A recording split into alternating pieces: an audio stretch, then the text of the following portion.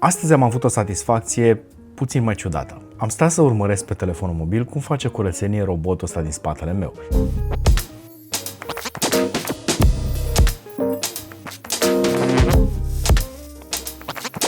E bine, am stat să mă uit prin camera robotului cum face curățenie prin casă și cum reușește să treacă de toate obstacolele. Și asta pentru că am amânat puțin în momentul de filmare al acestui robot, pentru că în cele câteva zile de când îl am acasă am reușit să descoper o mulțime de chestii interesante pe care le face în comparație cu toți ceilalți roboți de curățenie pe care i-am mai testat în trecut.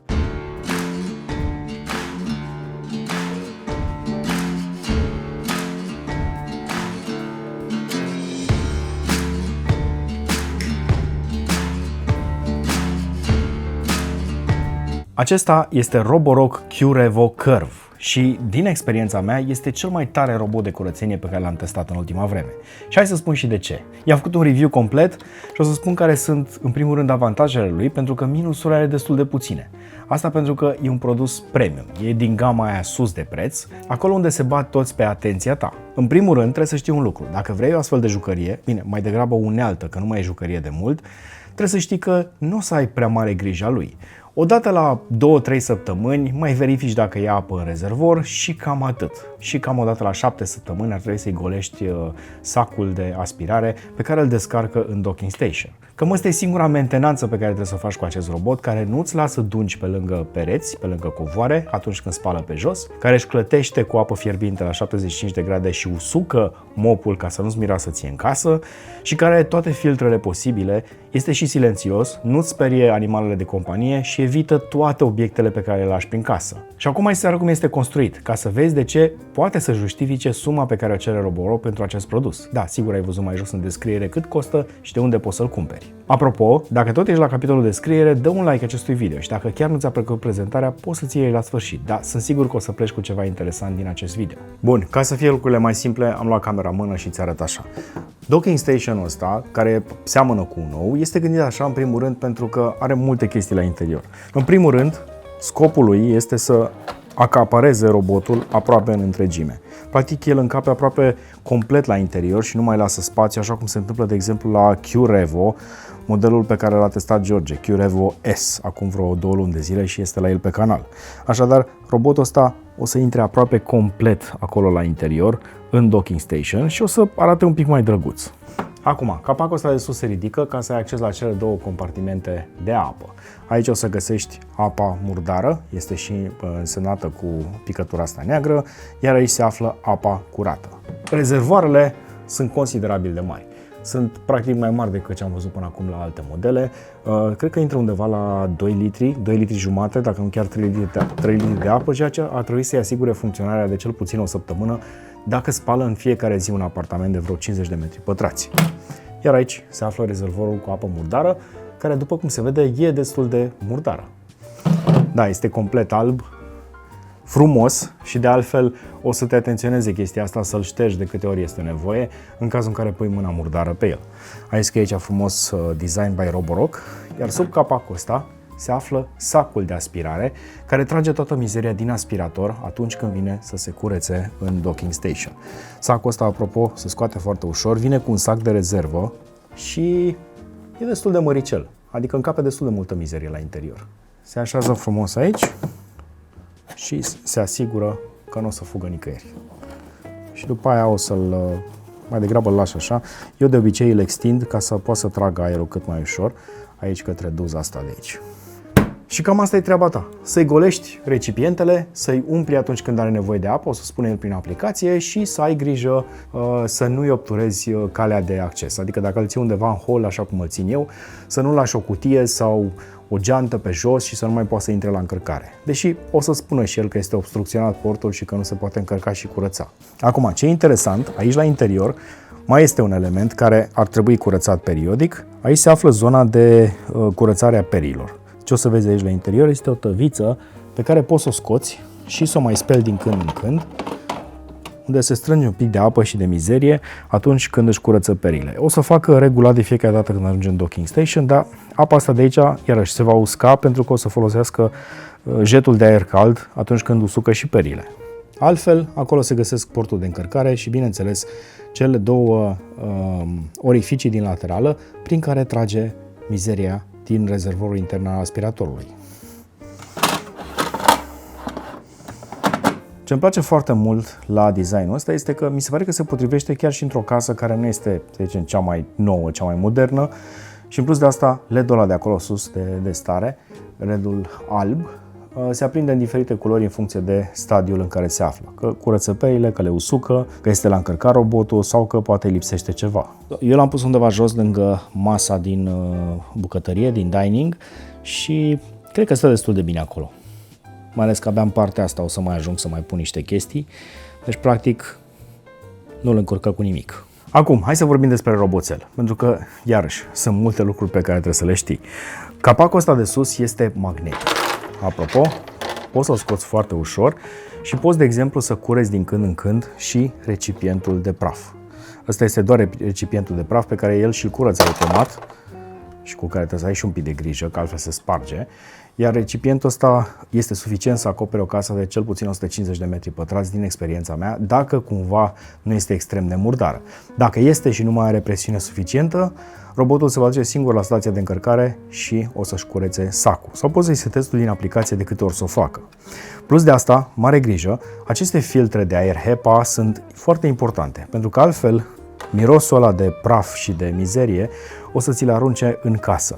Astea sunt practic consumabile și le vei schimba după câteva luni de zile, deci atenție mare la ele atunci când îl cureți, de obicei se desface din câte știu, să nu-l arunci la gunoi. Da, chestiile astea le găsești pe magazinul online, le găsești la diversi comercianți. Roborock am văzut că are destul de multe piese de schimb pentru dispozitivele lor, chiar și pentru cele mai vechi. Și desigur, intră într-o singură poziție. În rest nu mai ai acces la nimic aici prin partea superioară a aspiratorului și n-ar trebui să ai treabă cu el prea mult. Partea frontală are acest bumper din plastic cu care se lovește, bineînțeles, de diverse obiecte de prin casă, cele pe care nu le vede cu camera frontală și cu LiDAR-ul de sus. LiDAR-ul este cel de aici, ridicat. După cum vezi, este un aspirator cu o înălțime destul de redusă. Practic o să poți să intre pe sub toate dulapurile pe care le ai prin casă. Înălțimea lui este de aproximativ 10,5 cm, cu tot cu segmentul de LiDAR.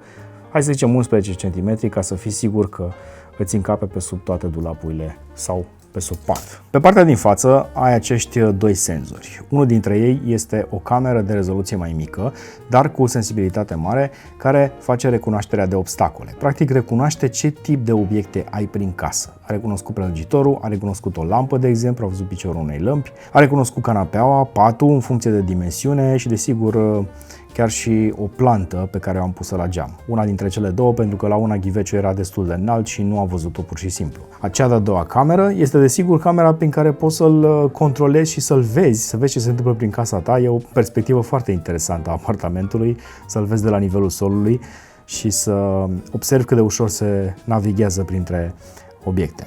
Acum, LiDAR-ul ăsta de sus, dacă cumva observi că există praf pe el, curăță-l cu o cărpă uscată și atât, nimic altceva, pentru că nu vrei să-l strici. Practic acolo este un senzor laser care se învârte și care primește înapoi informațiile de distanță până la toate obiectele de prin casă sau până la pereți, că pentru asta a fost construit.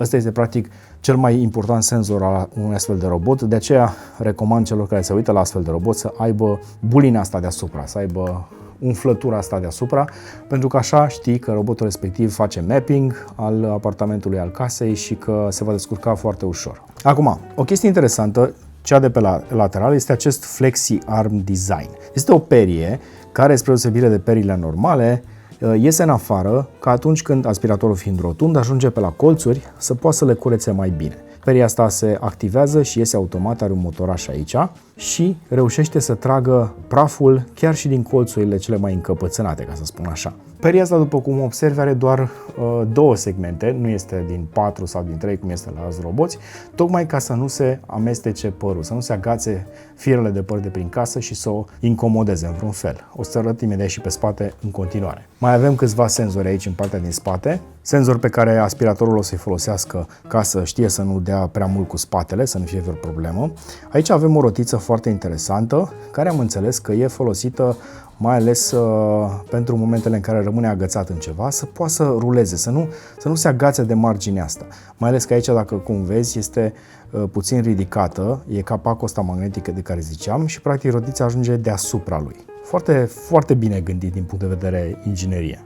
Aici sunt gurile de ventilație pentru filtre și aici, bineînțeles, cauciucul ăsta de aici pe care eu l-am împins și va trebui să-l pun la loc, este un flaps prin care își trage docking station-ul, conținutul rezervorului intern al aspiratorului. Acum, pe fundul aspiratorului se află practic toată magia. Rotița asta de care îți spuneam aici e foarte bine gândită pentru că reușește să iasă în afară ori de câte ori e nevoie ca să curețe colțurile. Și iese destul de mult. Uite-te și tu, practic rezolvă problema aspiratorului care este rotund. Bineînțeles, o să mai ai senzori de cădere și aici, stânga, dreapta, față și laterală. Asta în cazul în care ai o casă, de exemplu, cu etaj și îl duci să-și facă treaba la etaj, să știe să nu cadă pe scări. Aia sunt senzorii, iarăși, cei mai importanți. Dacă vezi că sunt murdari, ia o pensulă, de exemplu, sau o cărpă uscată de asemenea și șterge-i ca să știi că funcționează cum trebuie. Acum, ansamblul de sus este total diferit față de ce ai văzut până acum. Rotița asta de aici, probabil ai mai observat-o, este acel Adapt Lift Chassis. Rotița asta se și ridică, îl împinge în sus. Plus de asta, există și o perie în dreptul ei, care face o treabă excelentă. După cum vezi, aspiratorul ăsta merge de vreo 2 zile, 3 zile și nu există niciun fel de praf pe acolo, pentru că peria asta reușește să ajute să nu se încurce. Bine, în caz de o problemă, ești o pensetă și îl cureți. În partea asta de aici de sus, peria asta, aceea numită Duo Divide, este o chestie foarte interesantă. Știi că perile, în mod normal, e una singură, pe care după aia trebuie să o scoți, se demontează ca la orice fel de aspirator, scoate capacul și trebuie să scoți peria respectivă ca să o cureți. Ei bine, periile astea cu o formă așa ciudată împing firele de praf către interior, acolo unde se află, bineînțeles, gura de aspirare. Le poți scoate și pe acestea ca să le cureți, să scot ambele frumos, dar practic aceste perii este aproape imposibil să se blocheze cu fire de păr. Și cam așa arată peria după ce a făcut o curățare completă a apartamentului, aspirare cu putere mare și, bineînțeles, curățare cu apă. Foarte deșteaptă chestia asta, bravo Roborock. Și chiar îi spune și ordinea în care trebuie să le pui. Aici vine peria roșie și aici o să vină peria albastră. Și vine foarte frumos, foarte ușor aici, se potrivește la fix. Bravo inginerilor care au stat și au studiat problemele pe care le au de obicei aspiratoarele de genul ăsta și practic le-au rezolvat cu această șmecherie. Iată, se închide ușor. Acum, aici sunt periile care cam așa arată după 2 zile în care au făcut curățenie.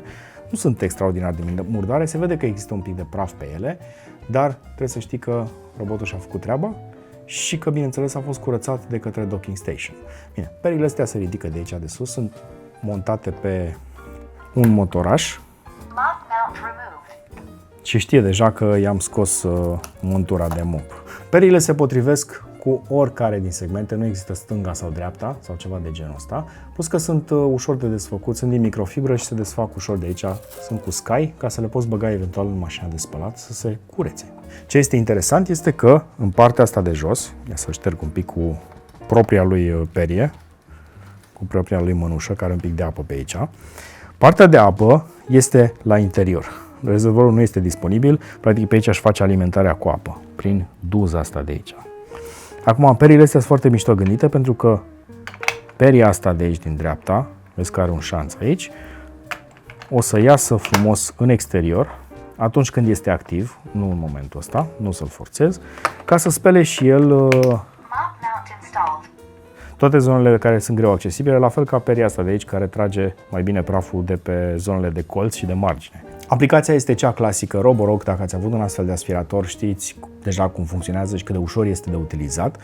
Iar în cazul de față, roboțelul meu stă frumos la încărcat, îmi spune că este încărcat și, bineînțeles, mă atenționează aici în partea de sus să mai curăț din când în când senzorii după perioada de utilizare, așa cum spuneam mai devreme în prezentare. Meniul este simplu, aici e zona de notificări, mesajele de sistem, mesajele de sharing, în cazul în care vrei să dai acces al cuiva și, desigur, notificările pe care ți le dă robotul. În cazul de față, wheel suspended, îmi spune că trebuie să-l miști și să-l restartezi. La fel și poziționarea, bineînțeles, a fost incorrectă. Asta pentru că i-am oprit eu să-și facă mapping-ul, să-și facă harta casei.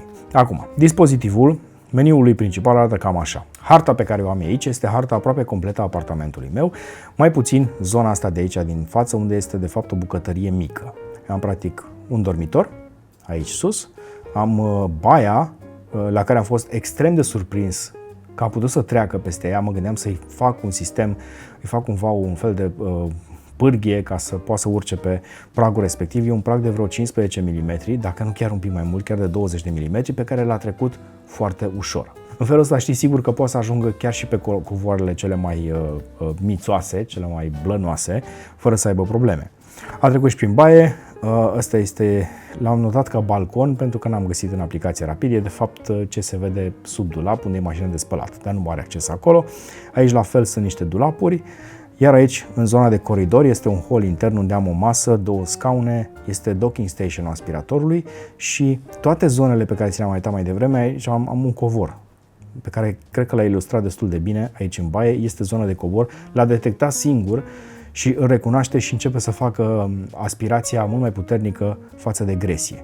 În rest, știe că aici este parchet, unde este zona dormitorului, pe care l-a curățat impecabil. Aici din nou am parchet în hol și știe că și aici este tot parchet pe margine, dar a detectat unde e zona asta hașorată, încă un covor. Aici pe centru am o consolă, iar aici cu notația de pat, el a marcat o canapea. Ce este mișto este că poți să-i configurezi tu cum vrei, exact cum vrei tu să-ți găsească și să-ți curețe toată casa. Partea frumoasă este că asta e ce a detectat el automat, în mod automat. Și-a dat seama unde sunt covoarele, unde sunt pragurile, mi l-a notat, chiar aici mi l-a marcat că este un prag, e urcare un pic mai greoaie, știe unde este parchet, știe cum trebuie să le curețe și și-a făcut treaba. Practic l-am băgat în priză, l-am făcut să recunoască aplicația, am făcut un cont pe Roborock și i-am spus fă-ți de cap. Și-a făcut recunoașterea în vreo jumătate de oră și s-a apucat de curățat.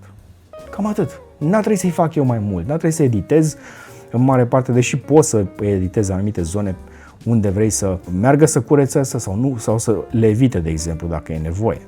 Plus de asta, dacă te uiți aici, mi-a recunoscut patul, dar pe lângă asta, dacă îi dau cum să facă curățenie, îl aud, apropo, e cu voce. Nu are bip-uri ca să le recunoști, ci pur și simplu are voce care îți spune: Going to wash them up. Pause. Returning to dock. Am început să fac curățenie, am început să îmi curăț perile, m-am întors înapoi la docking station să mă încarc, că nu mai am baterie, chestii de genul ăsta. Recunoaște obiectele de prin casă. Cam a văzut o priză, a văzut o lampă, o chestie de genul ăsta și o face mult mai bine decât mă așteptam. Chiar în locația respectivă, ori mă atenționează să le iau de pe jos dacă se poate, dacă nu, le marchează ca fiind acolo. Acum face un pic de gălăgie la început atunci când pornește curățarea, pentru că la fiecare curățare își curăță perile cu apă și își încarcă rezervorul ca să plece la treabă. Eu l-am setat pe varianta completă, și aspirare și curățare. Am opțiunile toate aici. Pot să-i dau de exemplu Smart Plan și cred că o să rămân la Smart Plan. El știe că în momentul ăsta l-am lăsat pe automat, dar am varianta în care pot să îi setez 4 niveluri de aspirație și atunci să setez zonele respective care au covoare să-mi aspire mai puternic acolo. Câtă apă să depună, pot să-i dau și manual, de exemplu, dacă vreau, custom. L-am pus pe medium și de câte ori să curețe, o dată sau de 2 ori. Asta în cazul în care, de exemplu, parchetul tău e poate destul de murdar și vrei să știi sigur că este curat atunci când vii acasă. Ai setările pentru mop și ai setările pentru aspirare. La aspirare, asta este opțiunea cea mai puternică, max, doar că o să scurteze durata de viață a bateriei. Și bineînțeles, customizarea aplicației. Apropo de asta, să văd dacă pot să-l văd în 3D, pentru că arată mai spectaculos în 3D. Deci pot să arăt, să selectez zonele pe care să le curețe. Îi setez rutina, de exemplu, i-am dat un deep clean ca să fiu sigur și am opțiuni, de exemplu, să după ce mănânc, să treacă prin bucătărie ca să facă curat pe sub masă, să aspire și să șteargă, să curețe mai intensiv în cazul în care ai făcut ceva, să-l trimiți tu la locația respectivă și așa mai departe. Și cam așa arată teoretic casa mea. Ia uite ce frumos arată! Cât de tare! Și-a dat seama unde sunt pereții, și-a dat seama unde sunt toate chestiile. Aici nu am balcon, dar a trecut el în dulap. Coridorul, masa respectivă și living room unde este canapea, iar zona asta neagră este biroul. Aici nu are acces pentru că oricum sunt multe cabluri, sunt scaunele, birou, oricum n-ar putea să intre aici și să-și facă treaba. Dar o chestie mai deșteaptă pe care pot să o fac este să-i dau să meargă la curățare și să-i activez camera. Bineînțeles, pentru asta ai nevoie de un pattern. Eu i-am pus un pattern foarte complicat din 4 puncte ca să ai securitate. Și mi se pare genială să vezi camera robotului în timp ce face curățenie. Apropo, are și lumină ca să caute, să vadă mai bine senzorii respectivi. În momentul în care este întuneric, este o lumină foarte scăzută, senzorii nu sunt atât de preciși, dar el își dă seama pentru că are un senzor de lumină și își aprinde lumina. Brilliant! Brilliant! Asta e lumina pe care o aruncă pe covor ca să vadă mai bine în momentul ăsta.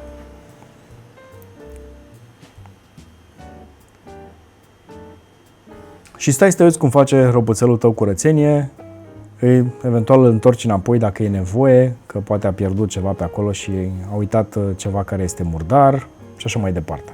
Sau pur și simplu poți să stai să te uiți la harta lui în momentul în care face curățenie și să vezi care sunt mișcările pe care le face, traseul pe care îl ia de fiecare dată. Aplicația, apropo, funcționează în timp real și n-am observat niciun fel de problemă cu ea. Acum, ce este de menționat că atunci când o să ducă la încărcare, o să-și curățe sacul de aspirare și, desigur, și o să-și spele perile cu apă la 75 de grade. Chiar și apa caldă pe care o bagă în interior e folosită ca să spele podeaua, spre deosebire de alți roboți care folosesc apă la temperatura camerei pentru că aia este apa pe care ai băgat-o în el. Nu, ăsta o încălzește în așa fel încât să curețe cât mai bine. Iar asta este o chestie absolut genială pentru că știm că apa caldă e mult mai eficientă decât cea rece în orice tip de curățare. Vorbeam de autonomie mai devreme, dar n-am spus exact cât consumă. Păi, pentru o curățare de 27 de metri pătrați, cum vezi, de exemplu, în screen recording-ul pe care îl arăt acum, pe care l-am făcut mai devreme, el a consumat undeva la 30%. Deci dacă ai avea de curățat eficient 60-70 de metri pătrați, asta luând că te gândești la suprafața apartamentului tău, dar mai ai și canapele, mai ai pat, mai ai mobilă, e mai mică suprafața de curățare. 60 de metri pătrați înseamnă un apartament cu 5 camere, o casă, de exemplu, complet, parterul unei case mari, de dimensiuni mari, o să-ți curețe fără probleme și cu aspirare și cu spălare într-o tură din asta medie, cu umiditate medie și cu nivel de aspirare mediu. Dacă faci curățenie ca lumea și îl pui pe ăsta să-și facă treaba în fiecare zi, stai liniștit că nu o să ai probleme cu bateria și plus de asta, dacă ești plecat 7-8 ore, oricum termină treaba în jumătate de oră, dacă nu chiar mai puțin, pentru apartamentul de dimensiunea mea și se poate întoarce, se încarcă și pleacă mai departe să continue unde n-a spălat. Acum, recunoașterea de obstacole. Stă foarte bine. A reușit să treacă pe lângă șosete, a trecut pe lângă toate obiectele pe care le-am lăsat în fața lui pe jos, în așa fel încât să nu-ți întindă, de exemplu, niște surprize prin casă de la animalele de companie, în cazul în care sunt foarte tinere și încă nu știu unde să-și facă treaba. Reușește să le vadă cu camera respectivă mult mai bine decât ce am văzut la toți roboții. Acum, nu am animal de companie să testez chestia asta, dar șosetele pe care le-am așezat în acea formă, nu am avut fake poo, ca să le pun pe jos, le-a depășit destul de ușor și mi-a spus că există un obstacol acolo. Probabil o să-mi dau seama că e surpriza lăsată de animalul de companie. Cablurile o să fie întotdeauna o problemă pentru roboții de genul ăsta. Dacă este de asemenea iarăși foarte subțire, cum au fost niște luminițe pe care le avem acolo pe colț, un șir din acelea de LED-uri foarte subțire, nu l-a văzut pentru că era și semi-transparent. Dacă e vorba de cabluri de încărcare sau, de exemplu, prelungitoare și lucruri de genul ăsta, le vede fără probleme și le evită ușor. În așa fel încât să nu se amestece în aspirator, că după aia rămâne blocat acolo și nu și-a făcut treaba. Ca și putere de curățare, curăță toate mirodenile pe care le-am dat pe jos și le-am pus în fața lui, a curățat boabe de orez, fără probleme, chiar și-a dat seama că sunt un pic mai grele și a crescut puterea de aspirare, a curățat o mână de ace de brad pe care a lăsat acolo intenționat ca să văd dacă reușește să o ia, ce mi-a lăsat bradul în casă când l-am strâns zilele trecute, nu ar fi curățat nici măcar un aspirator din acela mare de băgat în priză. Poate doar unul industrial, din acela de atelier. Dar trecând peste chestia asta, o să-și facă treaba liniștit și o să scape pe tine de bătăile de cap pe care le ai de obicei atunci când ești obosit, când ajungi acasă, vrei doar să mănânci și să te relaxezi puțin, dar trebuie să mai faci curat prin casă pentru că nu vrei să ai mizerie. Vrei să fii liniștit că ai casa curată. Cu asta poți să faci treaba asta. Și nu o spun doar pentru că este Roborock și pentru că e un produs premium, ci pentru că chiar face treabă. Pentru că l-am văzut de fiecare dată, în fiecare zi își face treaba de cel puțin o dată, l-am pus de obicei de 2 ori să facă treaba asta în timp ce sunt plecat, ca să mă asigur că n-am niciun fir de praf, să văd cât de bine curăță și, bineînțeles, să forțez cumva ciclul ăsta de curățare, pentru că timpul cu el a fost destul de scurt.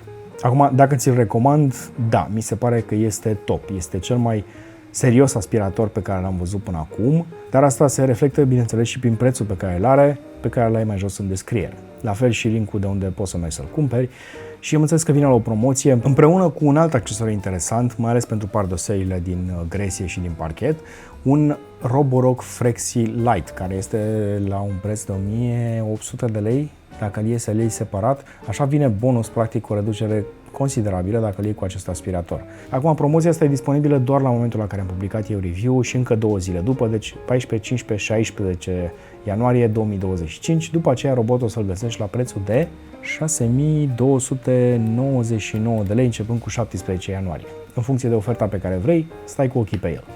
Așadar, ăsta este Roborock Q-Revo Curve.